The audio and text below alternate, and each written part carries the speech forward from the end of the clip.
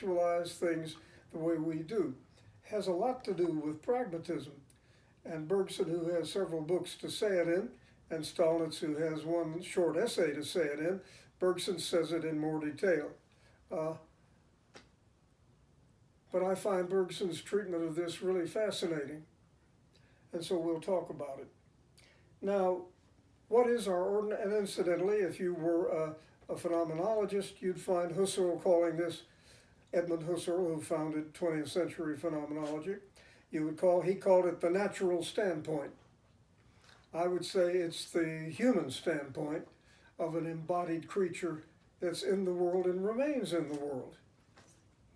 Okay, so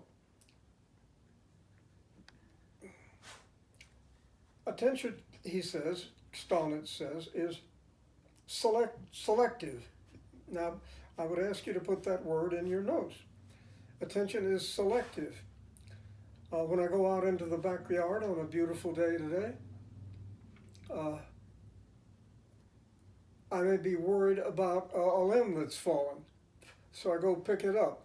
And I may be worried about a drift of pine needles that the rain has drifted up, and I may want to pick that up. And I'll be sort of limiting my gaze to the particulars in the backyard that I have to deal with, or somebody has to. So attention is selective, but the point that Stolnitz is trying to make is when you select in, okay, this is a coffee cup, right? It's beautiful gold and black coffee cup. If I attend to the particularities of it, I barely see a coffee cup. But even if I see a coffee cup, it's something I want to grasp and drink out of. So when my selectivity of perception when it comes to coffees is not only to isolate something, but to negate all the rest. If I pay attention to the backyard as something I have to clean up and deal with practically, then I won't have any kind of aesthetic feeling about the backyard because I'll be busy trying to do things. Now, is there something wrong with doing things? No, but Stolnitz and Bergson are very clear, and so was Husserl, and his descendants were Heidegger and Sartre and Maurice Merleau-Ponty, which are names probably you haven't heard. If you're philosophy majors, you need to hear them, and you just did.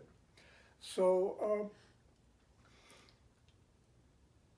if perception is selective, and that word selective should be in your notes, then it both isolates and excludes. If you have your whole way of approaching the world, your whole life, are busy being practical,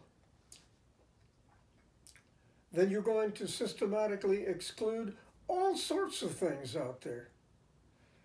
You won't be noticing the mockingbird, much less its song. You won't be noticing the sound of the wind in the trees. You won't be noticing the new leaves coming out. In short, you're just a curmudgeon and a rat. It's sort of like, that's what happens in Dickens' A Christmas Story. What's wrong with Scrooge? When he was young, he accepted nature as a whole. And it was aesthetic and it was beautiful. But now he becomes Uncle Scrooge, and all he's interested in is how this can make money. So if perception is selective, it includes in and isolates what it perceives, and then it leaves out everything else. And when you systematize that, you've got somebody who's only a practical, say man, a practical human being. Now, most human beings are not just that. They find it impossible to be just practical. But in the culture we've got, I don't know, I just wonder how different it is now. This is 2 generations I've got on you young people. And I wonder how much has changed, because I was raised in a perpetual drumbeat about being practical. You know, it's as if Jesus had appeared and the Sermon on the Banks, I suppose, or the Sermon on the Factories, and told you that at every moment you must be practical and not let your mind wander away and all that squirrely stuff. I've reiterated this so often in the course that I'm sure you're tired of it. But this is what Stolnitz is driving at. So let's continue that. So these are things that have purposes for us. And so we thus get a practical attitude, or as it's sometimes called, a set, which guides our attention in those directions relevant to our purposes. And this is on page 78.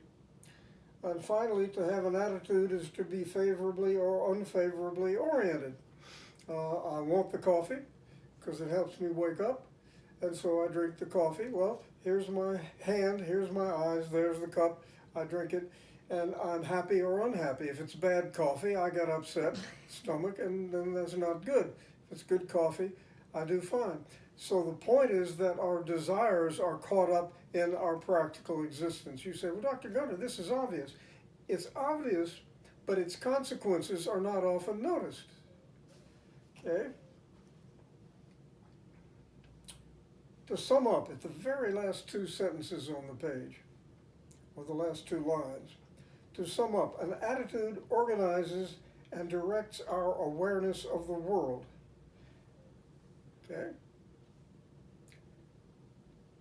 The aesthetic attitude is not the attitude which people usually adopt.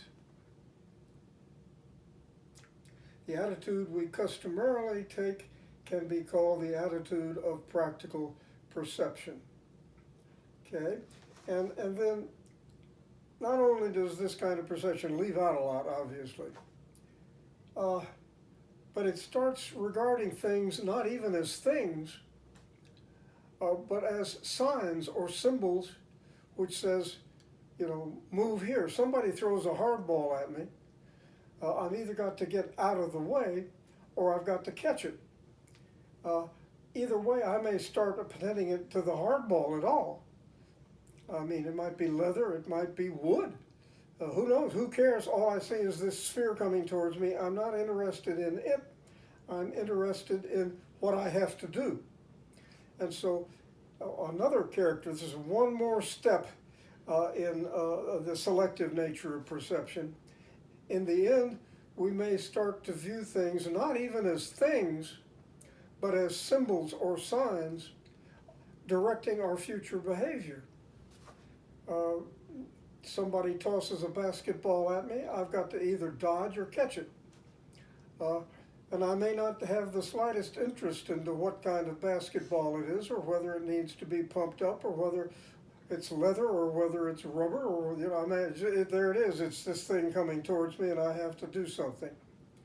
So not only do we, when we get practical, do we view a world that's very limited in its content, but its content even ceases to be a real thing and becomes a symbol.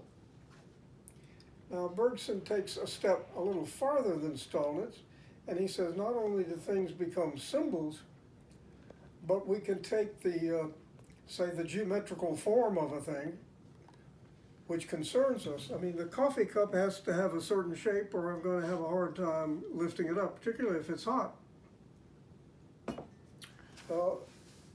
The basketball hopefully will not be a leaden mass, in which case I try to catch it, I'm in trouble, break my hands. So I have to completely get out of the way. But I no longer see it as what it is, I see it as a symbol.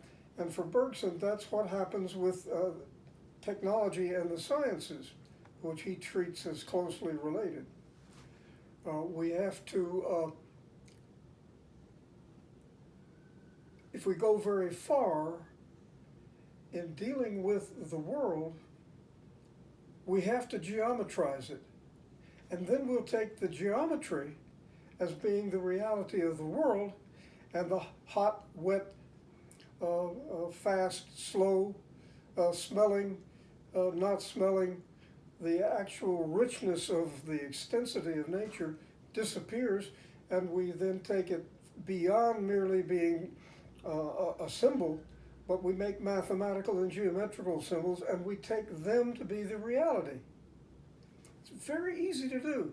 In fact, I would say that we have to make a struggle, and this is what Bergson's point is. You have to make a struggle to get out of that and get back into the real world. Whitehead, an Anglo-American philosopher, called this the fallacy of misplaced concreteness. You take your abstraction to be real and reality to be a mere abstraction. And that's what Stolnitz is arguing about. That's what Bergson's arguing about.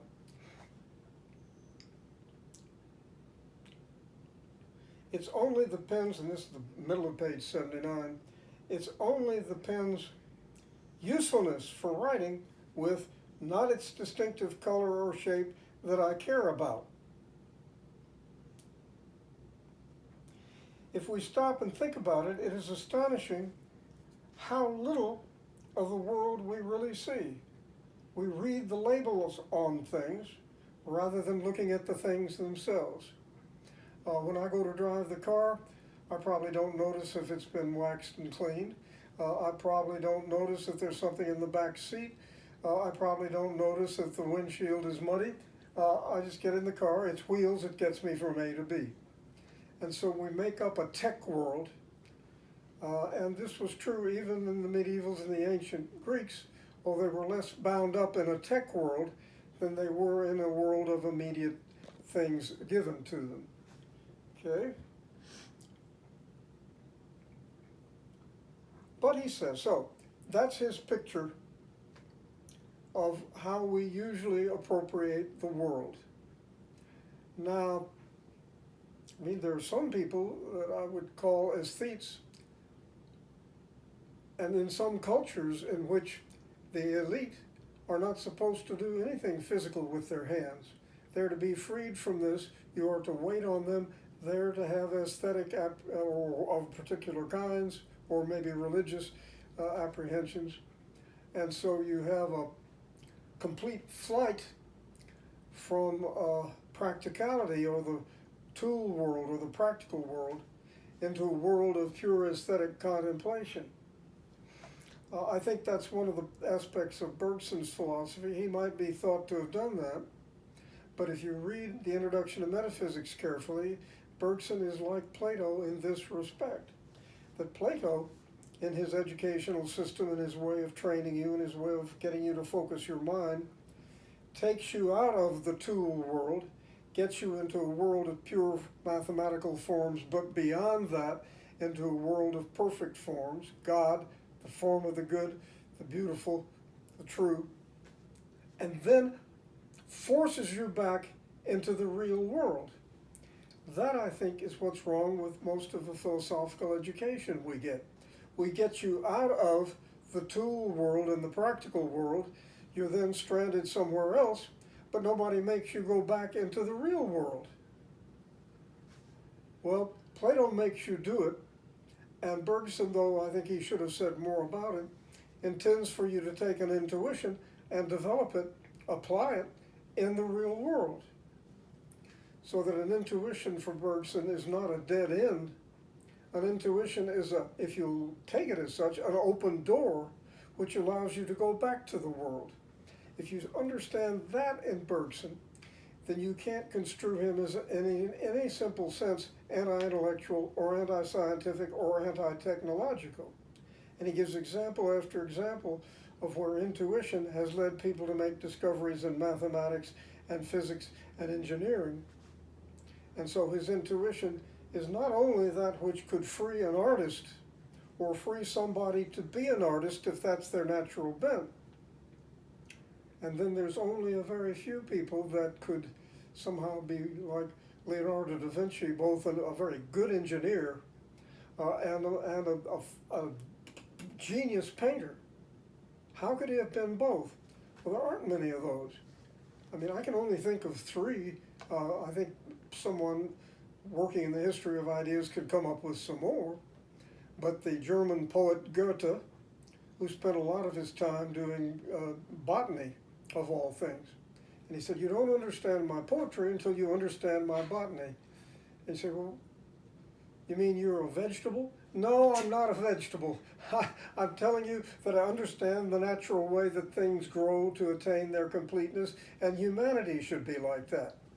Also, Leibniz, the German inventor, the German everything, the universal mind. I'm always, I like what Condorcet, the French, brilliant French encyclopedist, said about Leibniz. He says, when you think of the talents of a Leibniz and compare them to one's own talents, you can only wish to go into a closet and die. How did Leibniz do all that stuff? He just could. He had wholeness. Well, in my old age, I think that's where we ought to be headed.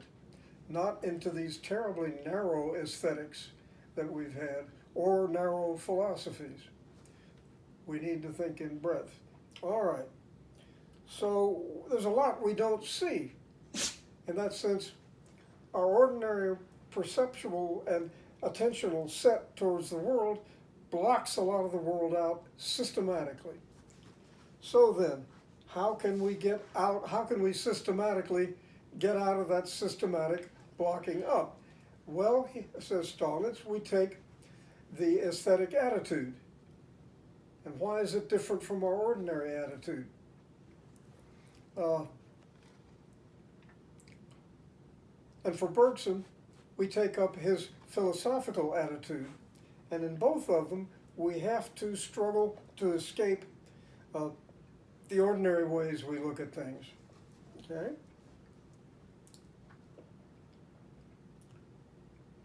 But you should remember here, and he says at the bottom of the page, and which I like very much, that a definition here or in any other study is only a point of departure for further inquiry. That is, you give a definition. The medievals would have said, and Plato would have said, a good definition gives you the essence of things such that it can never be doubted. For Stolnitz, a definition, in a way, is much more practically oriented. I get a good definition, then I can explore. But I don't claim that I have absolute certainty.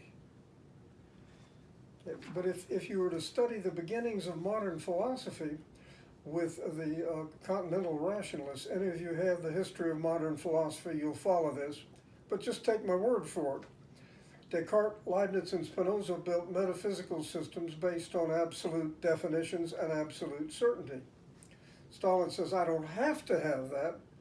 A good definition takes me out and I learn more than I would have otherwise. Okay? So how then do we get into the aesthetic experience? Well, we give up specific purposes. That doesn't mean that we suddenly become a purposeless sort of freak. I was always impressed by the psychoanalyst Carl Gustav Jung when he was doing his deepest thinking about psychoanalysis and how to reestablish it in different from the way Freud did. He would have these periods of intense concentration that he called his nekias, which is something taken out of ancient mythology. But he made sure in the meantime that he went out and gardened and carpentered and did work around the house so that he would keep his sanity. No, you don't, when you give up the practical attitude, it doesn't mean that you simply become impractical. I've known people who would talk that way. When I get into the arts and into art, I can no longer do anything practical. Well, how do you eat? Well, I hadn't thought of that. Gee, well, I keep some of it. And yes, I've known people like that. A guy named Ben Petty who ran one of the few really good bookstores in Houston. But if he did something artistic or literary, he could no longer act as a practical man. I often wondered if we would have to feed him with a spoon when he came to visit. He was some cousin in the South. Everybody is some kind of cousin from somewhere. So, who is the person who has the aesthetic attitude? And of course, you want to have that attitude, don't you? So that you can be the right kind of person. So, you'll pardon me while I try to at least get my glasses on. What is it to have the aesthetic attitude? And if it's a good thing, how do I get it? I want more. Well, there are some book dealers who don't give a damn about the content of the book, or may not even care about how the book looks. Is it leather bound? Does it have a color on the? What does it have? Calligraphy or letters? Or they just say, okay, this is a 1850s book from Boston. I can sell it as an antique. Put it over there. And so we put everything in their niches, and if we look at them, it's just by accident. But a book dealer or somebody in an art museum may not be, okay, this is expressionist, put it over there. This is impressionist, put it over there. This is abstract expressionism, it's worth X. We've got to raise our insurance. And so you can be in an art museum, you can be a book dealer, or you can be an art critic.